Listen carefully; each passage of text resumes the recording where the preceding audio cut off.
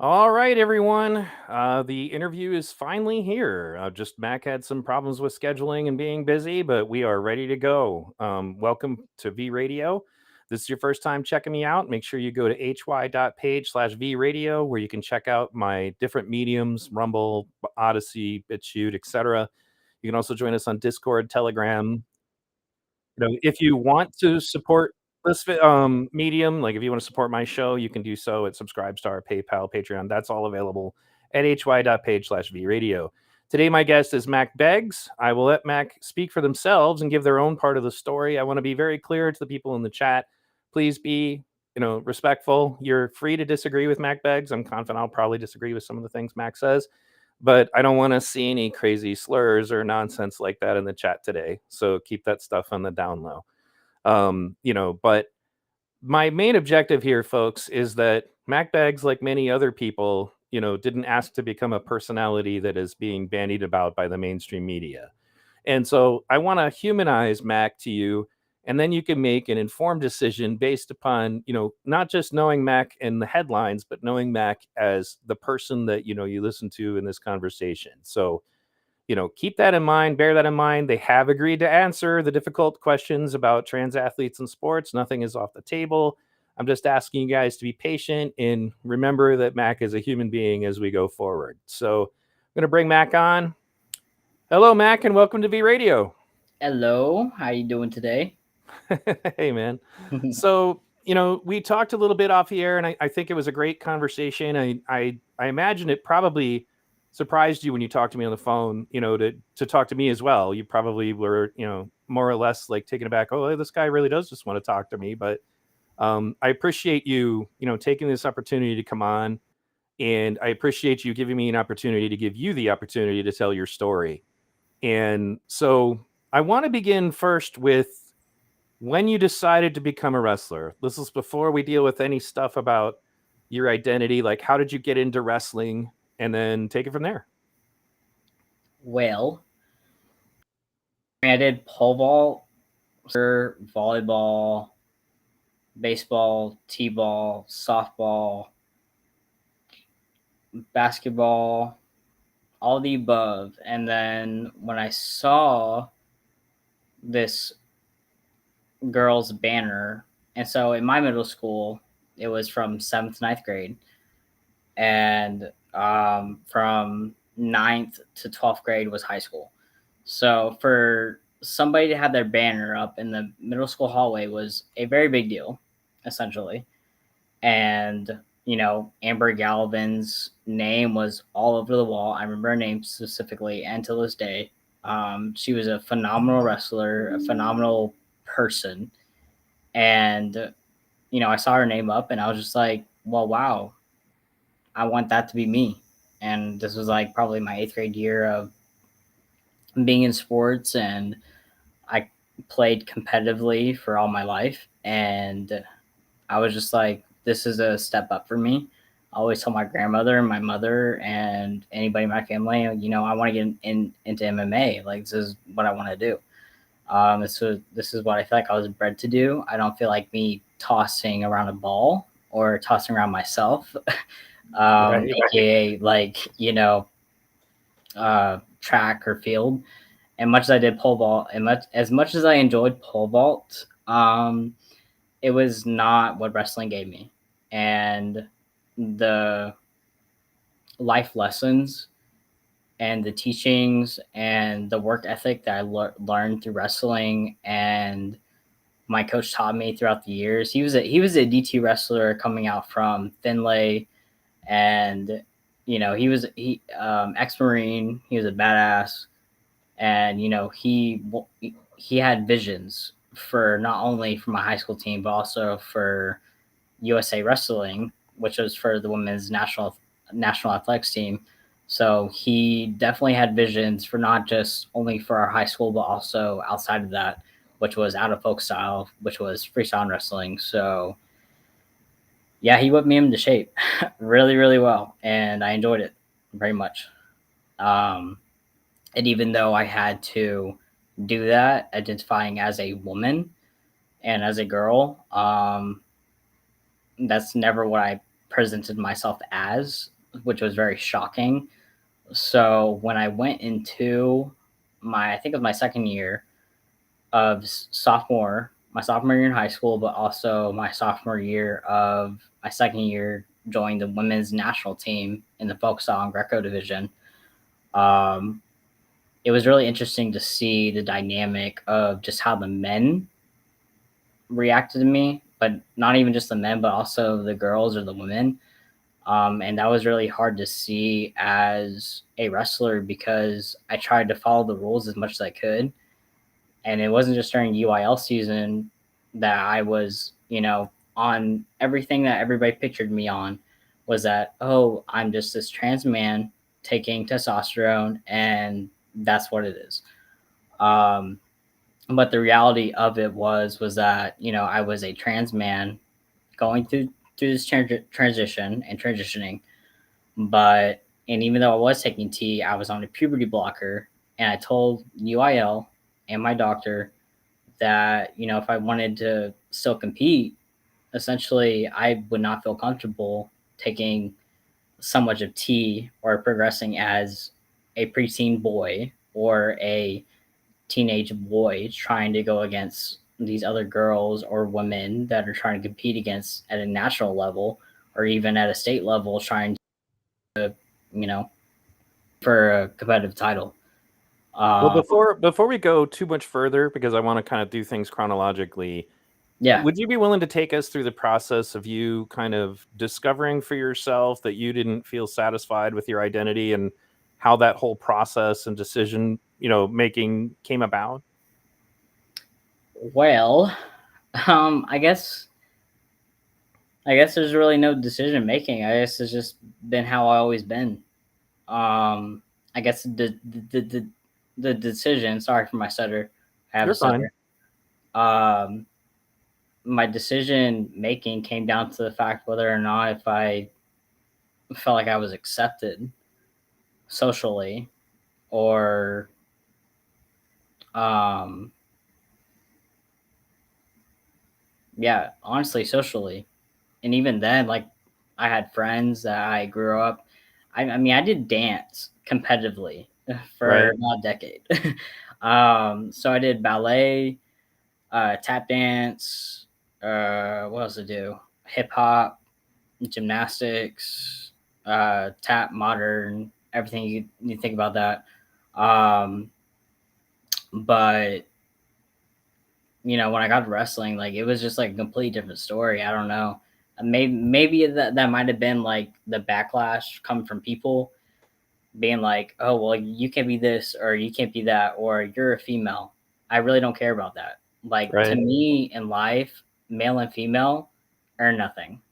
Like it doesn't matter. Um, it matters to the amount of how much you're a good human being and what you can equivocate to this life and to other people's lives, as well as not to just others, but to your own. And, if that means not being the best college wrestler or the best high school wrestler coming out of who so and so, like, it doesn't matter to me. Like, it matters about 10 years down the road. Like, are you going to be alive 5 years when I'm alive? That's what but that's the question I want to ask you, because Mhm. like to me personally, this conversation doesn't come down to who is male or who is female, but who is actually taking care of their bodies and putting the right shit in their in their body. Honestly, and I worry about that not just on a cisgender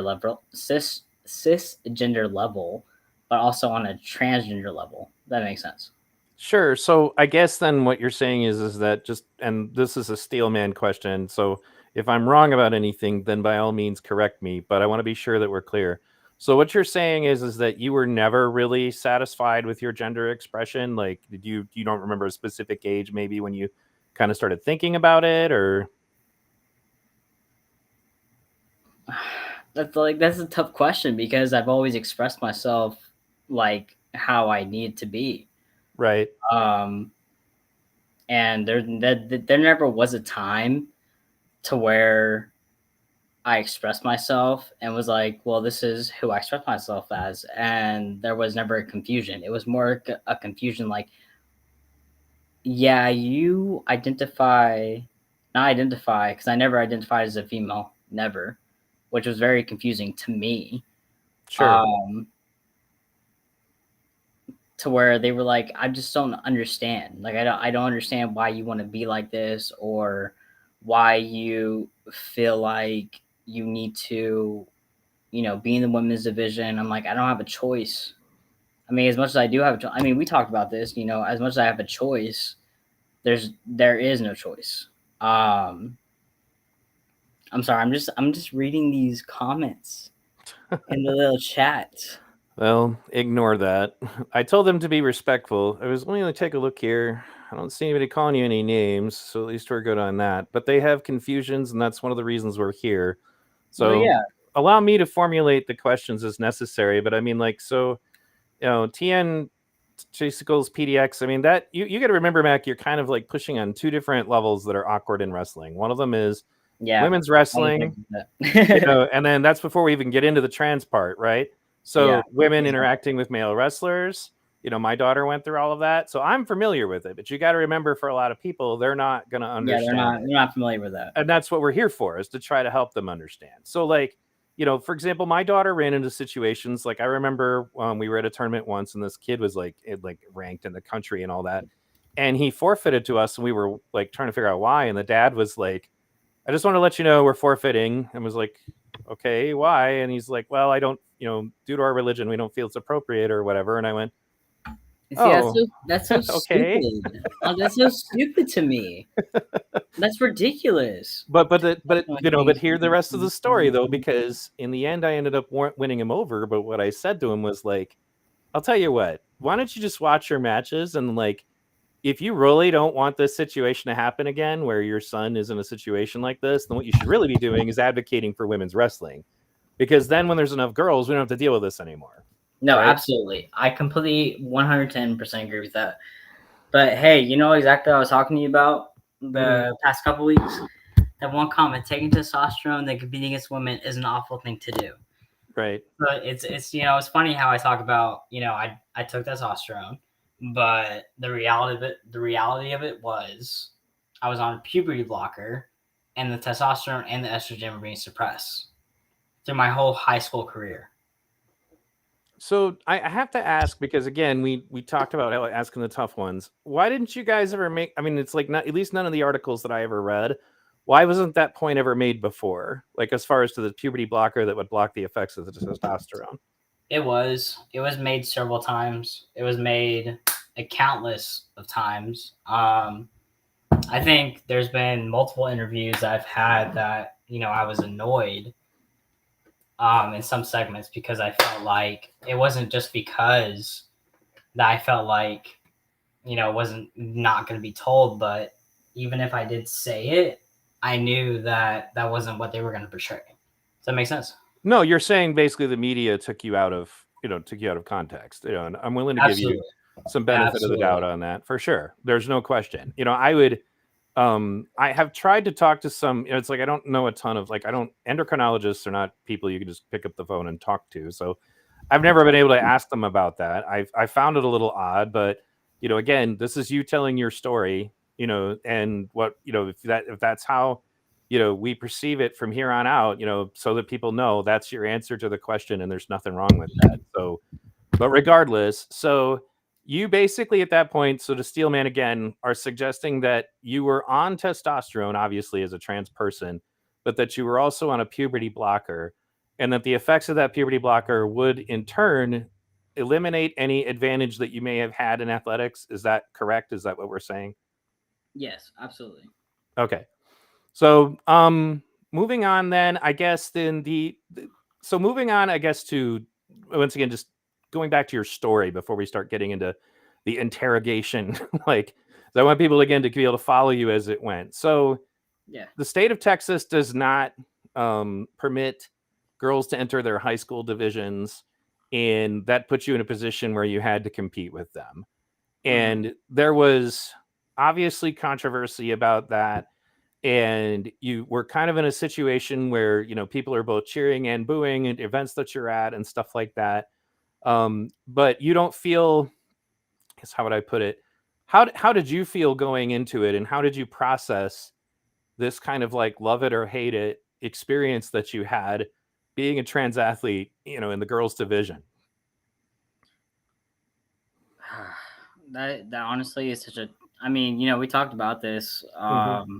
While we were on phone call, and you asked me about my dad.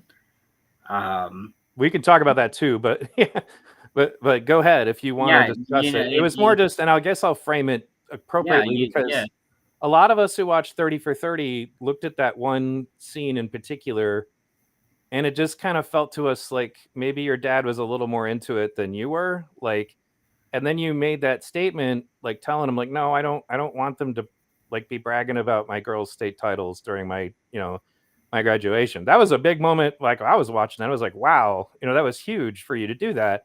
And he seemed so shocked, right? You know, and the problem of dads being more into the athletics than the kids is a problem across Mhm. sports. It's not unique to your situation, but like I did, and that's why the reason I brought it up on the phone call is I didn't want to put you in a position where we're going to discuss your relationship with your parents unless that was okay with you.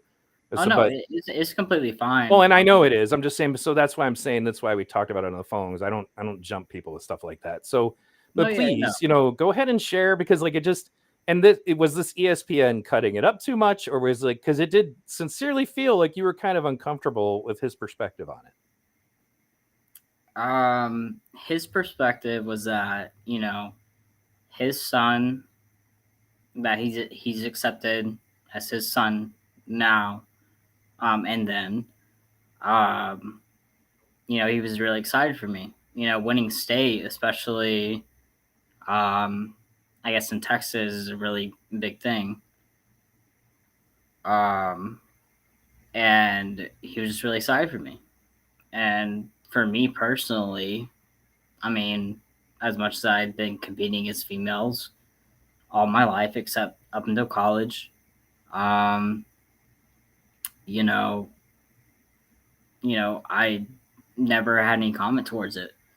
I've never had a comment, and I feel like that's always going to be my comment is that, as long as I've competed against females as long as I have, or in the past I have complete and utter respect towards them. And they compete just as hard as men. Do I think there's biological differences? Sometimes, but I think that honestly comes down to how hard you work in the gym room. Um, and for the most part, I mean, oh, dude, it's just hard being a trans athlete in general because once you get past the high school and collegiate level, like the pro level, it's a whole different ball game. Having people trying to back you up. I mean, even inside the collegiate level.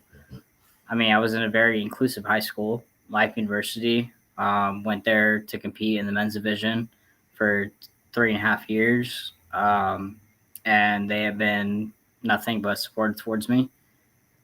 And that's all I could say. Like, you know, the sports world, like, it's an industry. Like, it's not. It's a lot more complex Well, if I you don't have guess money. no, I understand what you mean. I guess we'll just try to I'm sorry, compartmentalize the issue like one thing at a time, so it makes it a little easier. So, okay, so your dad was excited for you. I mean, obviously, sports dads are excited in general. You know, in that scene in 30 for 30 that I'm referring to, you know, it kind of cuts off right there. Did you? I mean, was there more to that? Did you ever talk to your dad more about that feeling? I mean, absolutely. I mean, I just told him I was like, listen, man, like, I mean, I told him this. I was like, I'm a wrestler, inevitably.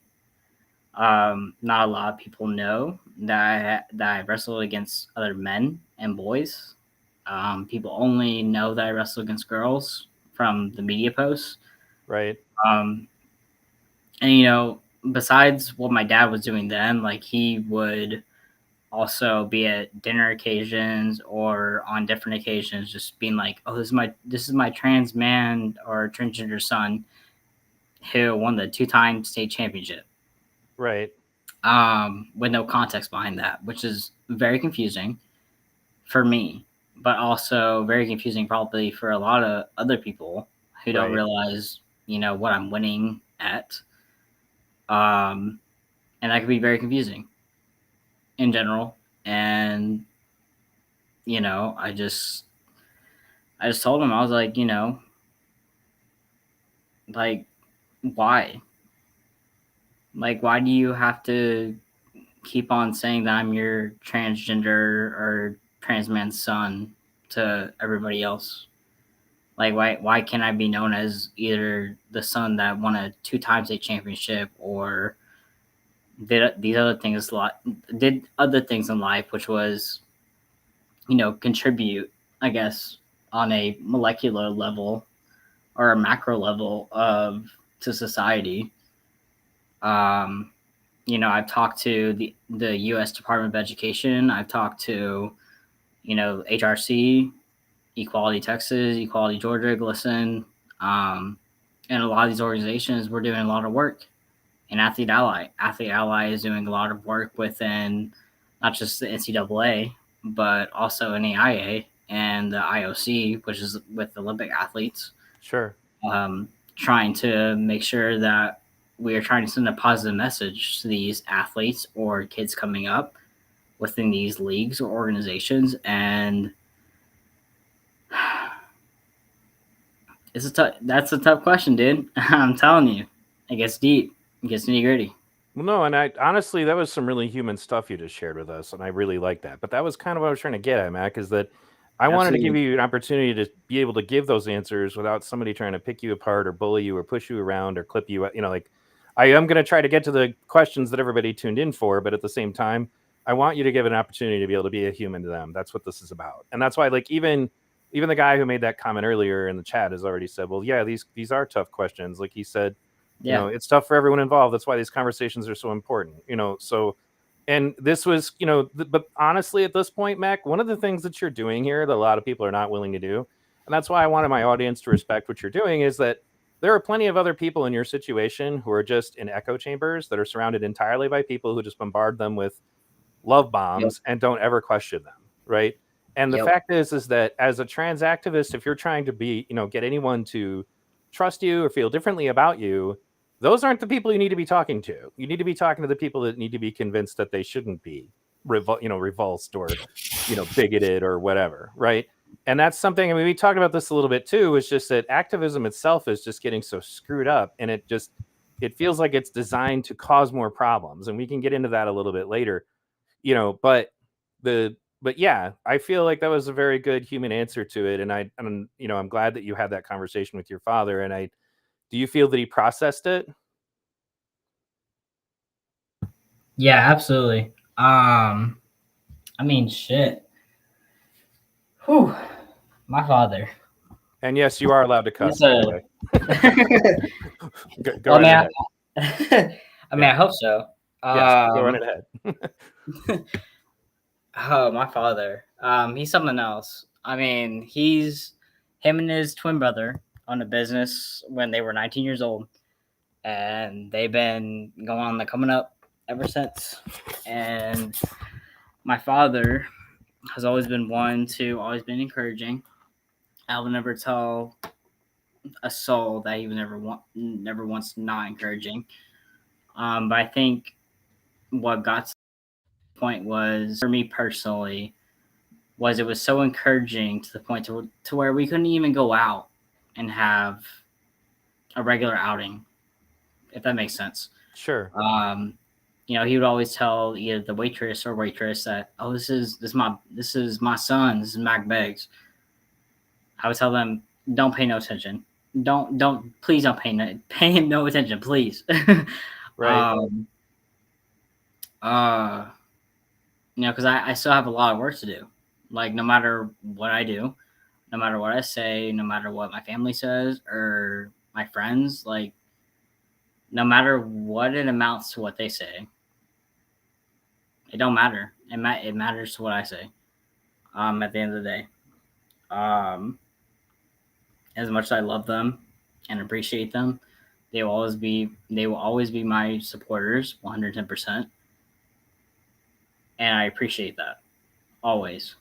Well, Um, well, and I think another thing to point out is just like as you said, why do we have to do this everywhere we go? Like, why do we have to talk about it all the time? Is like you're trying to transition, like yeah. you're trying to move this behind you. So why would they just keep bringing it up all the time? That's inevitably going to be a thing, and that's I guess that's kind of a good segue to a question that I would ask you. But there are a lot of people who have concerns that in some cases the parents of trans kids have some kind of a need to, whether it's virtue signal or like, did you see how devoted and amazing I was to my kid? I totally supported them through being trans, when like at least the trans people of the generation before would have just been like, if you want to support me, then shut up about it and just let me be the person that I'm trying to be.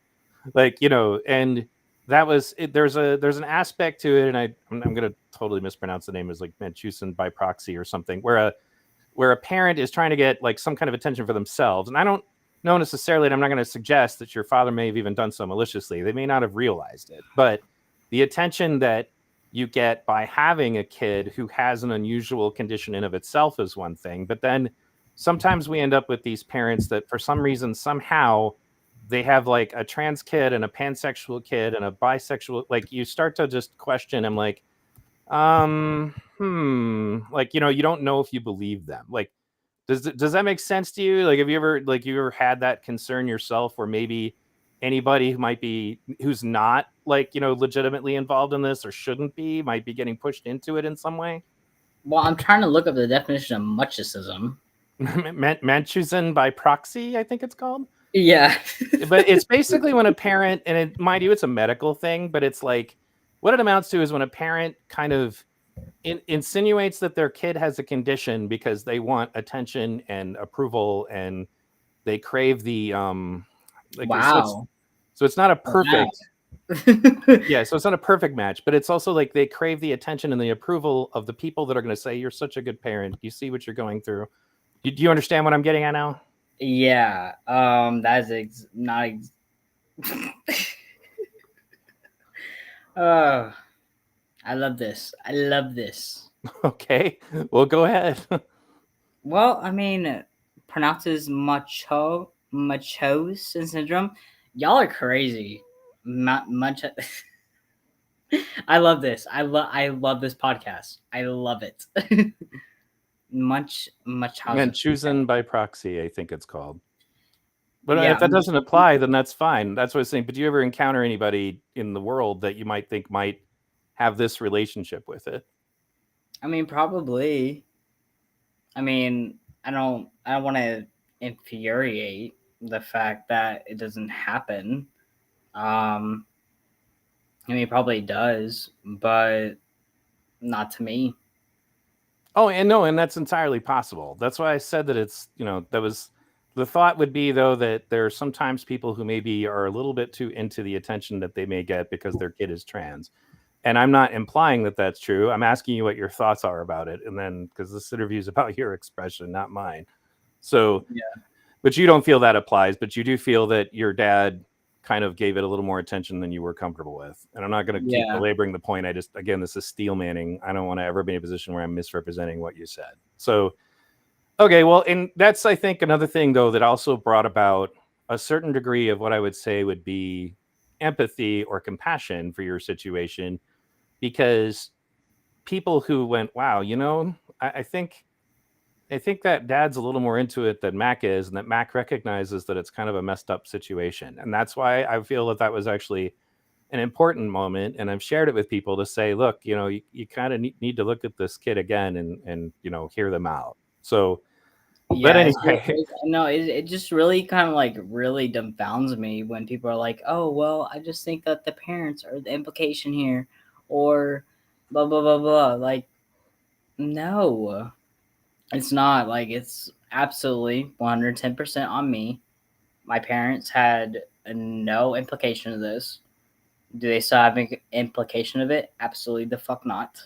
right. Um, I live 900 miles away. There's no way that even if they did want to have some type of interaction or interference in my life, no, it would not have happened, and I probably would never have let them have that happen, because this is who I am. Like this is who I am. Like I don't know how anybody else to be.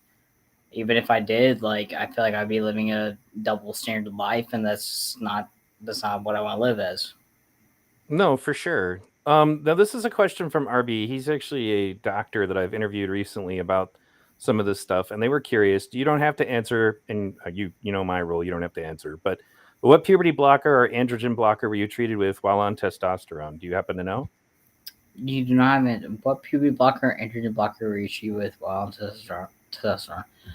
Okay. Puberty blocker. I was with Cypionate. I was on a Cypionate testosterone. I was on Cypionate testosterone. The puberty blocker that I was on. I bet I could look it up right now. I bet that's how easy it Sure. is.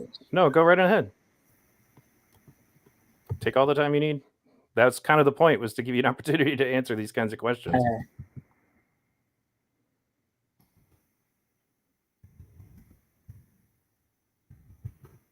We're now pausing for station identification. Welcome to V Radio. Today our guest is Mack Beggs, trans athlete and just athlete. You are so funny. What's that? You are very funny. That's the plan. I need you to enjoy yourself, and I need them to enjoy themselves.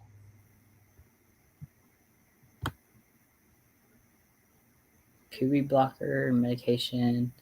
Because there's so many puberty blockers now. Like shit. Mm-hmm. You know what? I'll go ahead and talk about that. You know what? I'll answer it. Okay. Is it Go ahead. Well, from what I know, pre-blockers, at least from my experience alone, I had a pre-blocker in my arm for 3.5 years, and that's all I know. It blocked my estrogen and my testosterone that I was taking for 2 or 3, 5 years. Okay. All right. So then moving back on. So as far as like your interactions with the sport, did you I guess how was your relationship with your opponents? Like did you have any that were supportive? And I assume you probably also had some that were resentful, but like how did those interactions typically go? It went really good. I mean, I never had any issues with my opponents, or I never had any issues with my opponents until my junior year of college, or not college, but high school. It was my junior year, and some coaches thought it was, you know, appropriate to say and prevent this one athlete, an opponent, from competing in my division at the regional qualifiers in order to go to state. And that's really hard process. I'm not gonna lie. Sure.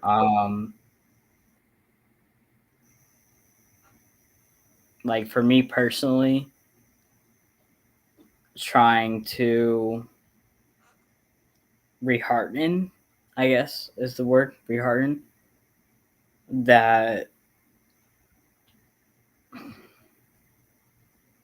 it just sucks. Like why the fuck? Like why the fuck did they prevent her from competing against me? Right. Like as much as I prevented and followed the rules, it just doesn't make sense. Well, I've never been fond of Texas's rules about this in the first place, and honestly, my daughter wrestled boys her whole life. I do think once they get past a certain weight class, it starts to become questionable. But you were not big. Like, weren't you like 120 or something? Yeah.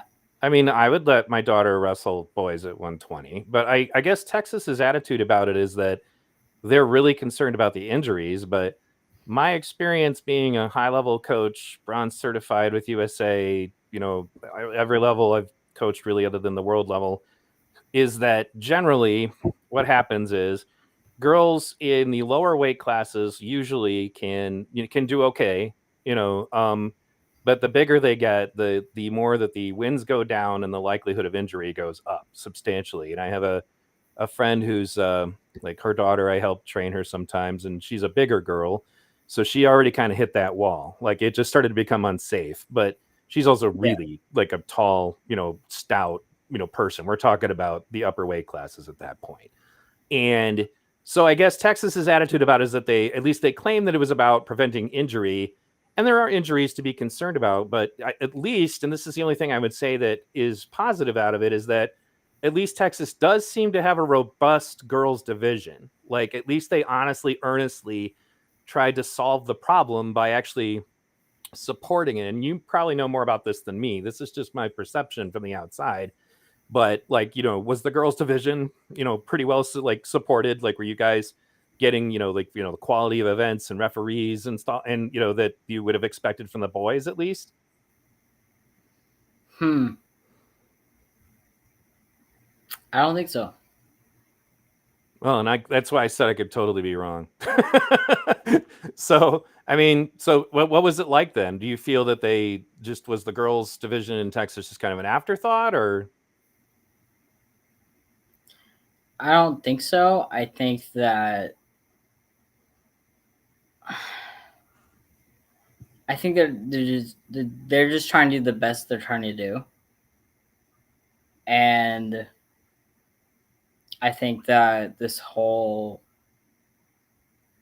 I guess, transgender conception is like getting in the way of people. Mm-hmm. And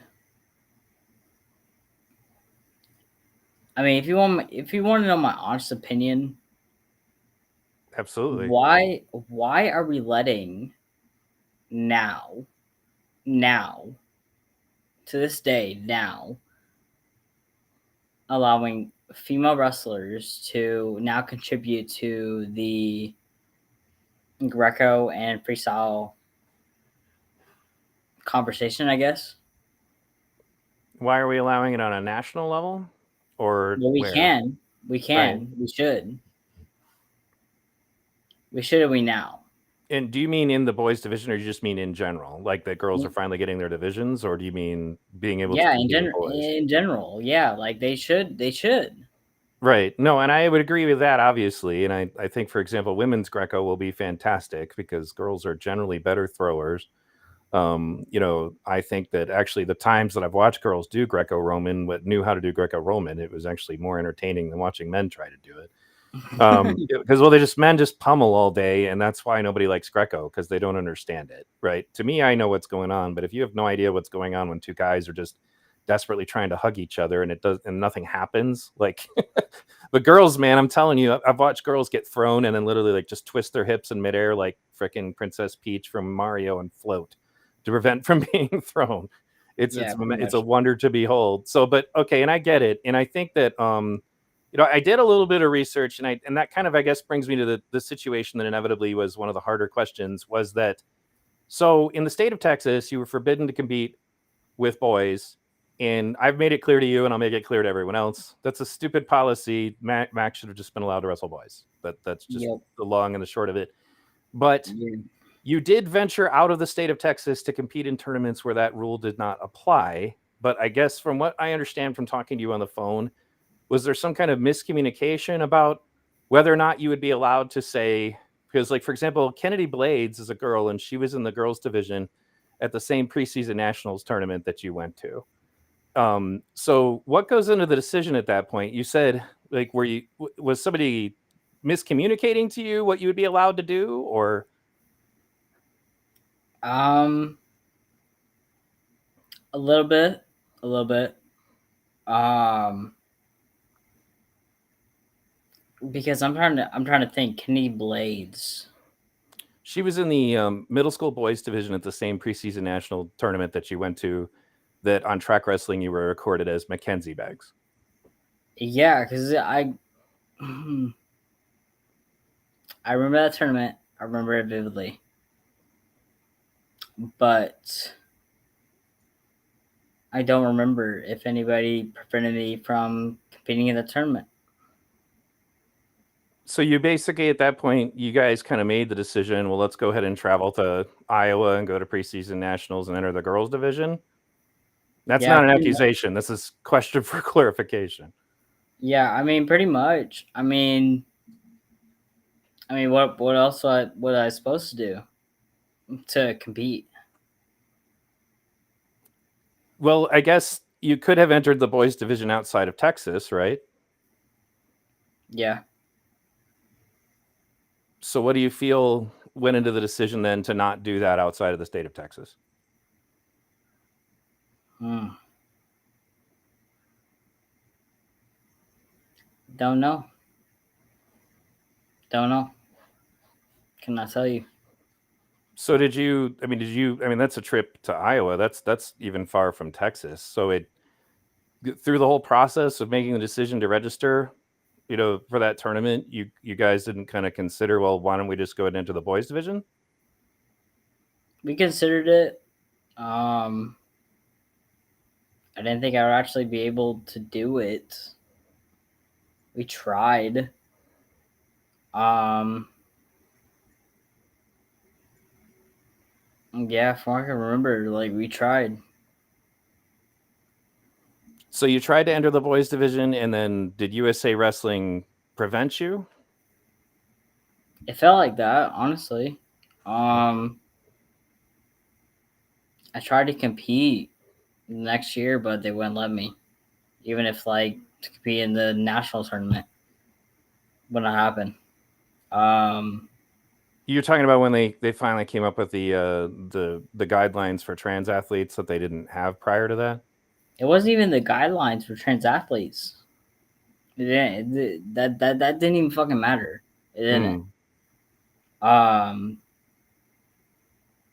at this point, with between UIL and USA Wrestling and what they do with their wrestling athletes, like that's up to them at this point because they don't know how to handle their athletes. They don't. Okay. So I guess then, that kind of answers that. So now moving on to you finished with high school, and I guess somebody's with you.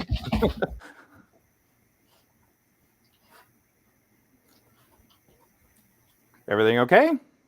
Yeah, everything's fine. Oh, okay, cool. I just I heard something fall and I heard somebody. I was like, uh-oh.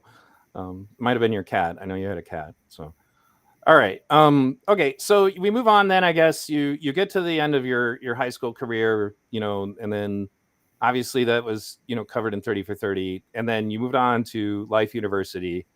And what was your experience then finally just being able to step into the college arena where at that point you would not have any limitations? Well, that's been a very it's been very good. Not only for the sense of me trying to figure out who I am for myself, but also for other people and in the community. When I didn't realize when I first started into this journey that I was gonna kind of be a black sheep, if you will. Um, a lot of the people that I interact with are with people that you would not think that I interact on a daily basis, but I do.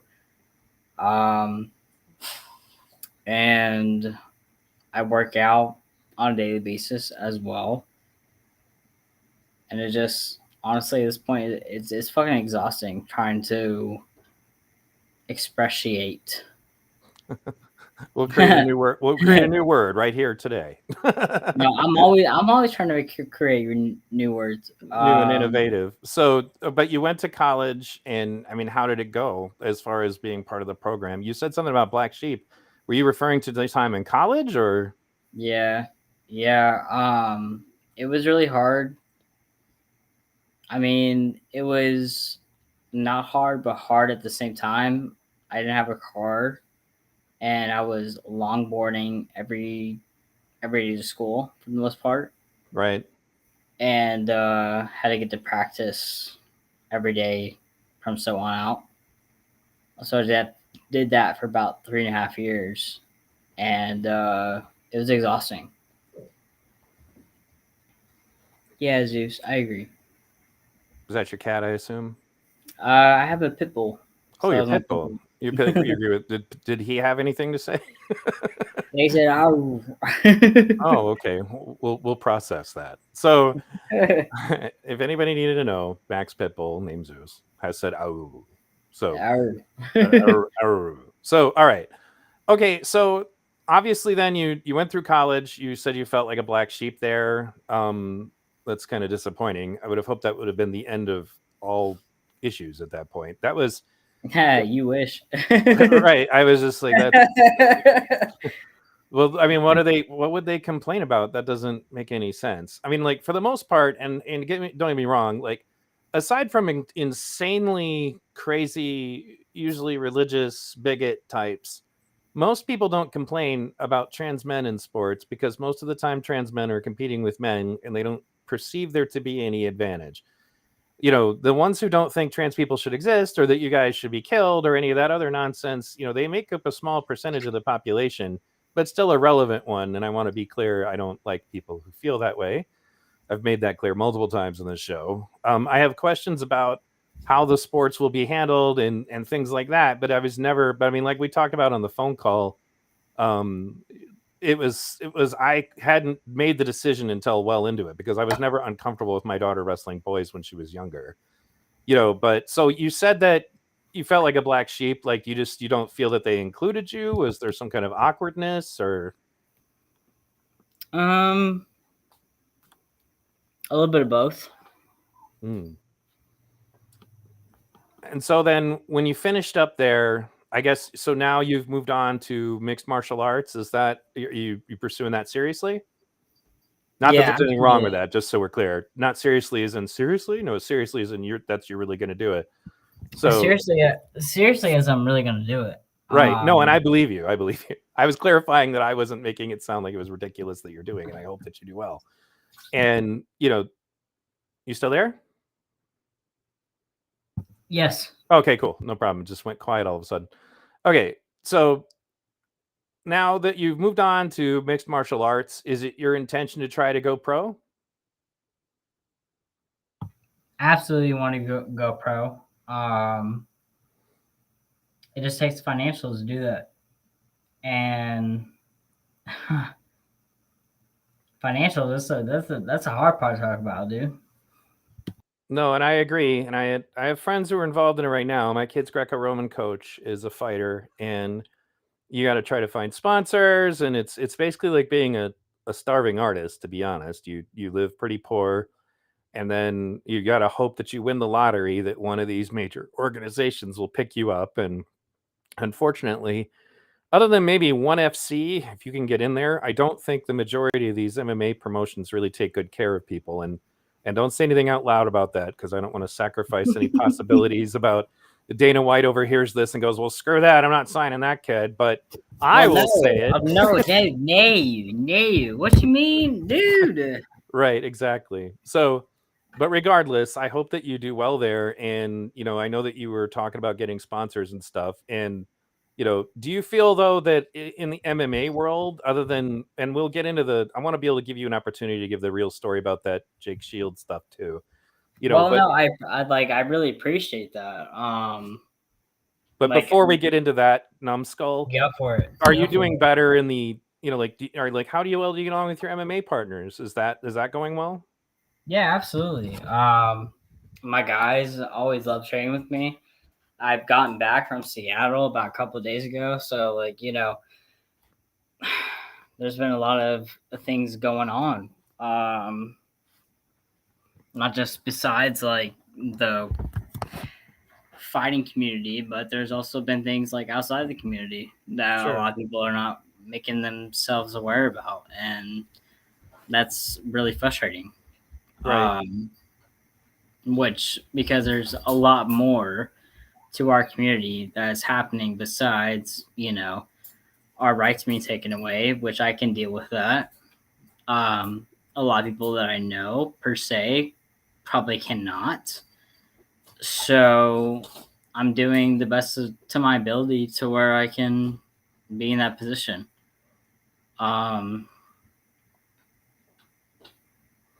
Well, That's all I can do, man. no, That's and really all I I can do. totally get it, and so I definitely appreciate that. So the Jake Shields thing, I kept getting backs and forths about, and then there's all these like contradictory things, and then like, but I really want you to tell your version of that story because I feel that again, people are just using you as a prop in that situation. So, what exactly went down from your perspective? From me and Jake's perspective, Well, from yours, not his. His is all over Twitter. What about yours? well, for mine, it has been, well, are you gonna come or not? Or you gonna come or not? Or let me call you or not. um, How did this start? I mean, like, how did you even ever end up on each other's radar? I Twittered him, I guess. Did I've he never make had a Twitter comment before. about you first? Is that how it started? Yeah, I mean, I've never had Twitter before. He decided to comment towards me and was like, "Oh well, let's go ahead and make this happen, dude. You know damn well it's not gonna happen. You got 30 to 60 pounds on me already. You know Right. damn well, for one, that's not gonna happen. Second, you know what? I'll go ahead and make a second offer. I mean, Sounds in a like your second, cat wants to make an offer too. yeah. What? What? Please What's up, continue. Phil? So basically, you're saying, did he call you out then? Is that how it went, or? He didn't even call me out specifically. He was just like, I want to call out 10 trans guys and, lay them all out on a flat surface. And they're like, hey, hello, Right. No kidding. Mr. Bueno. You can slow it down right now. I don't know who you are, but you better know who I am really quick. Second, why the hell are you trying to make a manufacturer of us on social media? Makes no Right. goddamn sense. Third of all, it seems like you're trying to make a political stunt employ versus what you actually want to send a message out to your audience. And to me personally, it sounds like you want to make a mass genocide on And Twitter. you're Or you're referring to pulling Jake Shields trying to Yeah, call out like all the trans athletes. yeah, absolutely. Do you think Jake even honestly knows? Because like this is something I've had to like clarify to people is that you are a trans male, which means that it's not like you're a female biologically is in that this is not a in other words this is not a Leah Thomas situation in MMA. It's not a Yeah, Colin Fox situation. This is the opposite. You would be essentially at that point competing as a somebody who has transitioned from biological female into being male, and so there's definitely nothing dirty about it at that point. What are they going to complain about? So but that's why I'm wondering is if they even know that you're actually a trans man and not a trans woman. Like that's what I'd be curious about. I think they do. I think they do know that I am a trans man. And I think what their whole take on it is that, oh, well, this is the trans political topic, and I'm going to go ahead and make a mantra out of it. Because if they really wanted to have a conversation, they would have already had it with me by this point. Sure. But obviously, man to man conversation, he doesn't want to have that. So we're going to go ahead and leave it as that. Because I wish I had more to give you, but No. You're doing fine. This was not like I wasn't dissatisfied with what you're saying. It was more of a matter of is that people are suggesting on the internet that you accepted the fight or something, and I think that they don't understand that you weren't talking about trying to like have a sanctioned bout with somebody who's 60 pounds yeah, bigger than you. yeah, Like it was a matter of well, no, I'll deal with you. Like it was going to be a personal scrap, not a And is that correct? I mean, what am I correct there? Just so we're clear. No, you're correct there. Like there was no disrespect. Mm-hmm. And there's never no disrespect unless there is a disrespectful point. Sure. But there was none from what I countered. But obviously, I guess with how blown up this situation has gotten, obviously there is some discrepancy. But to me personally, if there's discrepancy, like why would there be discrepancy? There's a 30, 70 pound difference between us. Right. So anybody in their right mind obviously would be thinking in their head, like, yeah, that don't make no sense. Yeah, you're right. It probably don't make no sense. But Jake, he needs his face slapped around a little bit. I don't know who, but he does. Yeah. Well, now that when I learned like all of the details about how it went down, because I wasn't aware of it. The funny thing is like, isn't he kind of like yesterday? I don't even think he's even in the USC anymore, right? I don't like. No, It's been a little while since I. he's absolutely yesterday, and that's the thing. Is like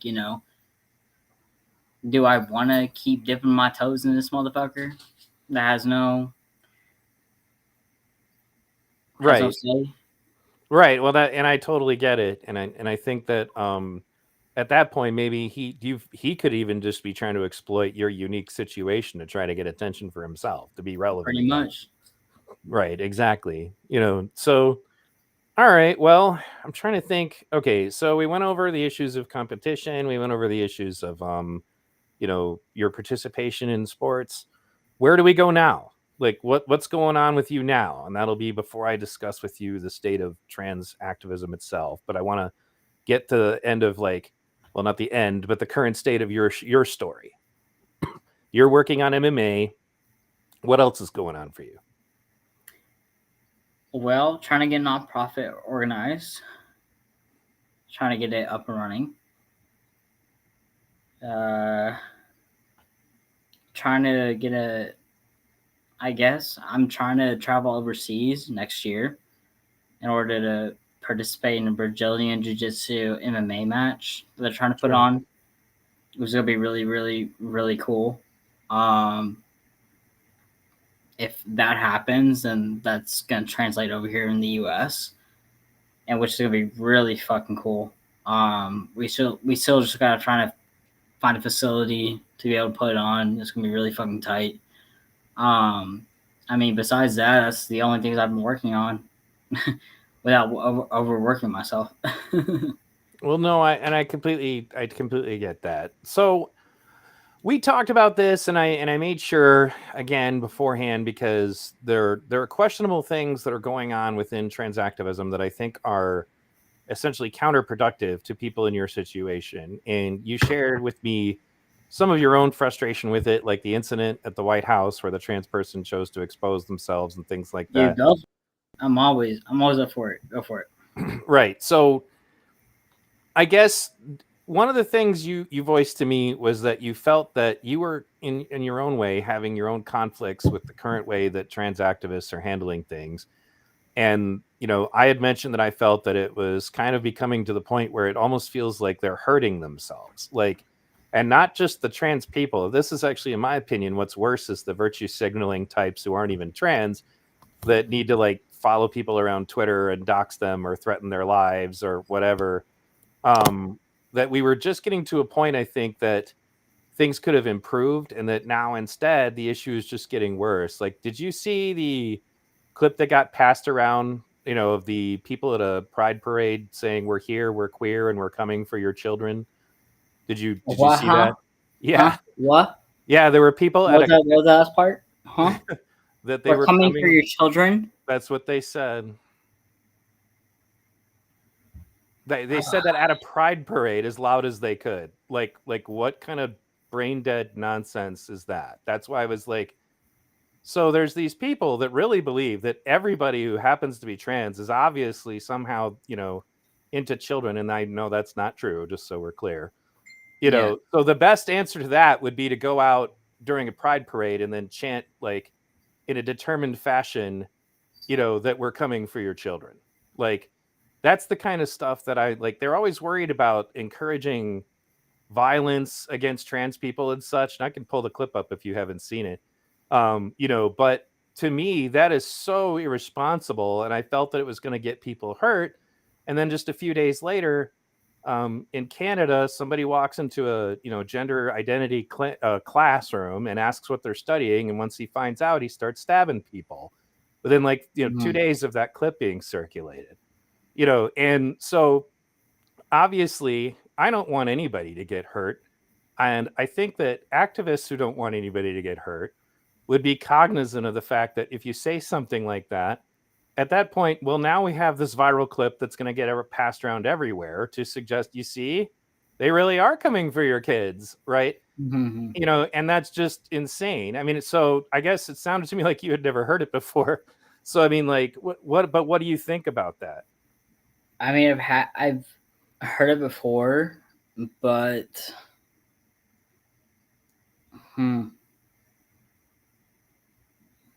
it's interesting. The I arguments mean, that go ahead. I mean, it's just interesting to me. I don't know. I guess people have to be so bored with their own lives to be able to, I guess, comment on every single thing. So I guess then, but you obviously you don't support people at pride parades chanting something like that, right?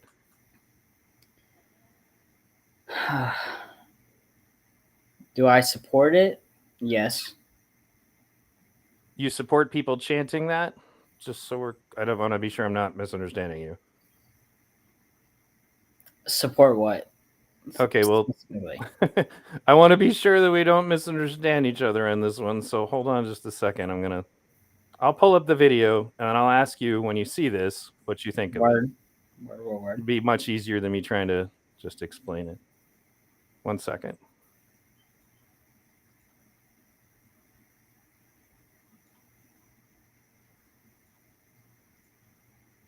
So it's time to talk about what's going on at Pride.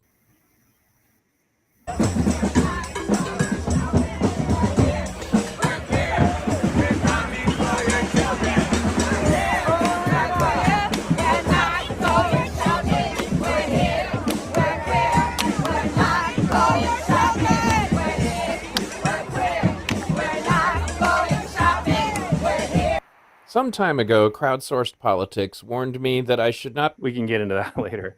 But that's the clip. Looking at that, what would you say to that? It seems like a lot of proud people are trying to mosey their way in.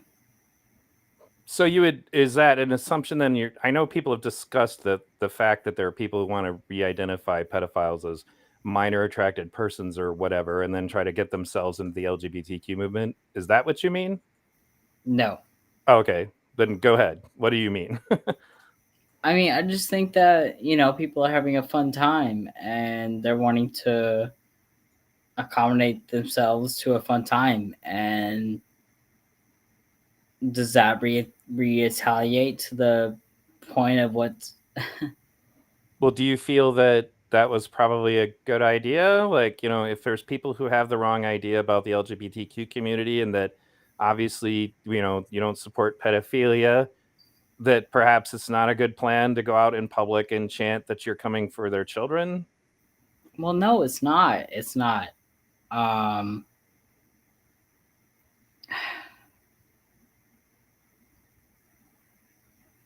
but it's like, imagine. Okay, so imagine your grandson was in this point of view, right? It was trying to amuse himself and trying to be like, oh, well, this is who I want to be. This is what I want to be as for the rest of my life. It's a hard conversation to navigate around, right? Yeah. But what does that have to do with saying we're coming for your children?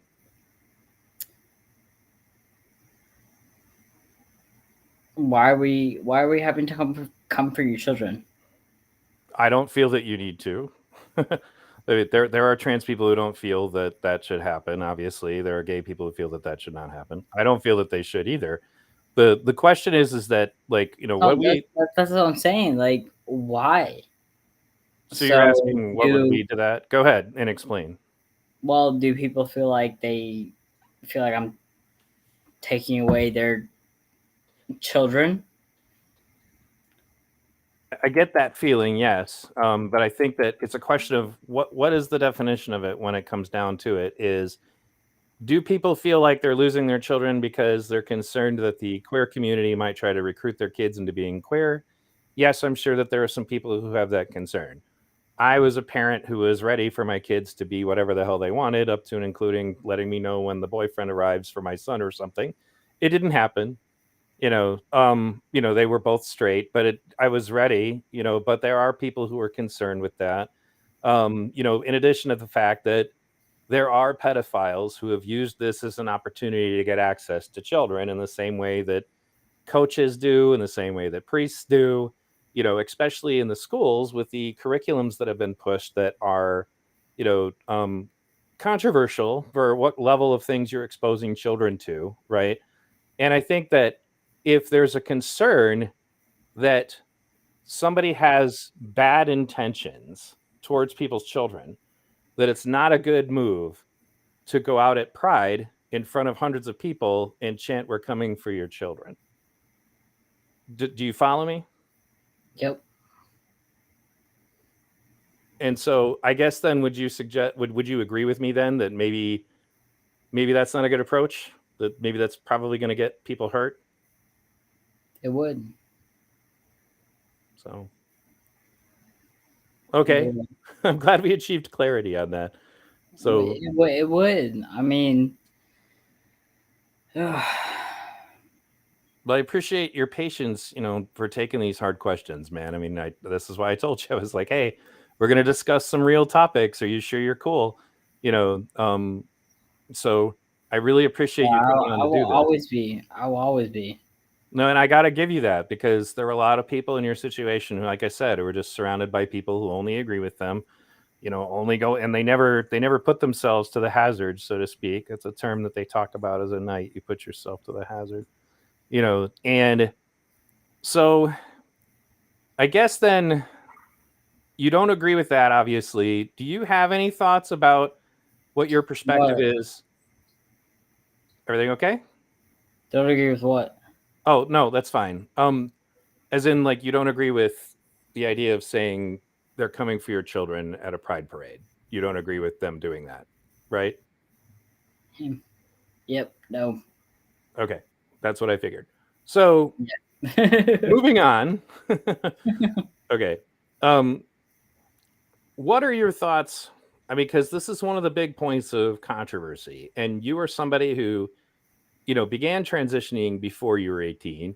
So, when it comes to children transitioning and your own experiences with it, I mean, do you ever feel like, maybe some kids are not ready? Do you ever feel that some kids might be kind of going along with it, but they're not necessarily trans? And I don't mean you. I just mean, like, if you encountered people that, that maybe were not ready for this and maybe didn't really understand the implications of what they were going to be doing?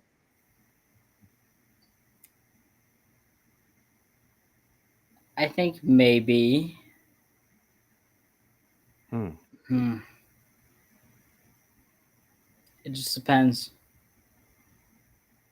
Was there anything that if you looked back on it that you wish you could have done differently, even if it meant transitioning earlier or any aspect of it?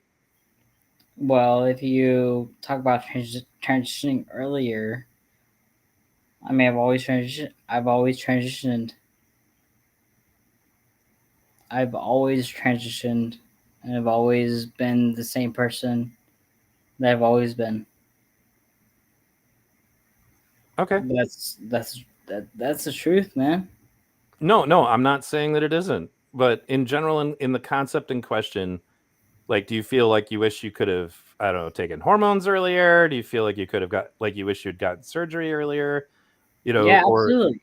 yeah, that's what I'm Absolutely. getting at. It's not I'm not questioning whether or not you're trans. It was a question of, like, do you feel you could have done anything different about your transition? Like, do you feel you should have been allowed to transition younger, and to what degree? Like, do you feel that teenagers or even younger should be allowed to have surgery if that's how they want, if that's how they feel? Yeah, absolutely. Do you I guess then that would include obviously the hormones and everything, and obviously. So okay, I have a good grasp on your opinion with that one.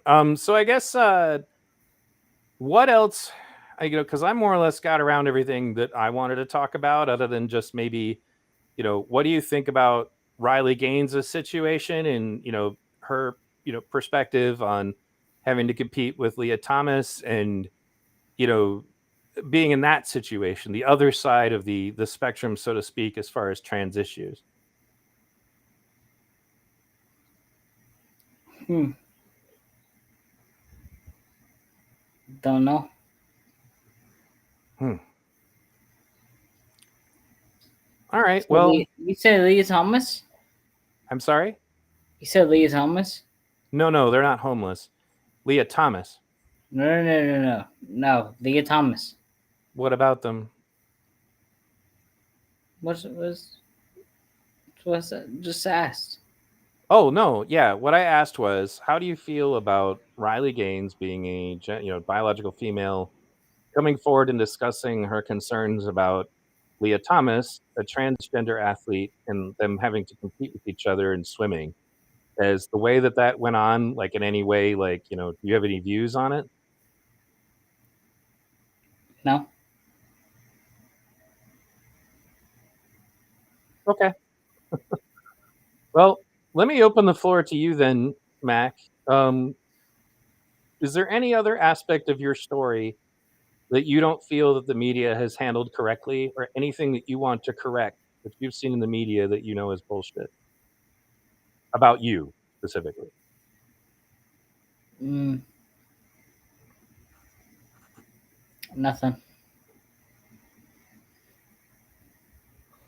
All right. Well, I'm going to end the live part of our broadcast. I'd like to talk to you briefly off the air, if that's okay with you. Yeah. I want to thank with everybody for tuning in.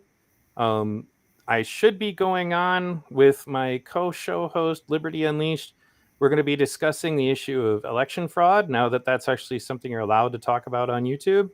We're going to be doing a reaction to an old documentary on this topic, and I'm hopefully going to be interviewing Clint Curtis again. He was a man who testified before Congress many, many years ago on this topic, and I've brought him on twice in the past on my podcast. Hopefully, he'll also join us on YouTube. So I hope to see you guys. It should theoretically be sometime around 6 p.m. And thanks for tuning in, guys. I know it was a while. We were trying to get this interview started, and I'm glad that it finally got to get done. And people are thanking you for coming on, and I do feel that you won some people over today, Mac. There's a lot of conservatives that listen to my podcast, so thank you for coming on. So let me go ahead and we'll end that.